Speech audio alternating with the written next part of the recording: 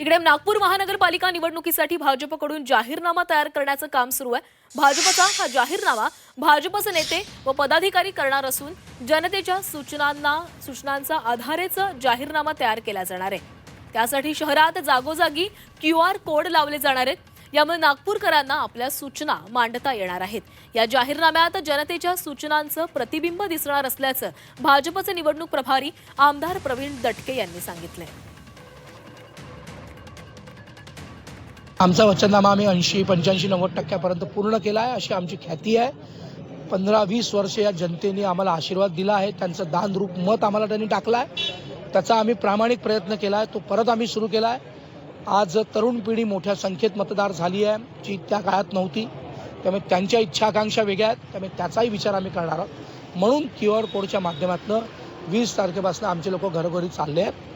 पुढच्या आठवड्याभरात आम्ही सगळं करू, ते कंपेल करू आणि माननीय अध्यक्ष दयाशंकर तिवारींच्या नेतृत्वात आम्ही तो वचननामा जनतेसमोर देऊ। तो जर त्यांनी वाचला त्यांना आनंद होईल की आपल्या सूचनेचा अंतर्भाव आहे।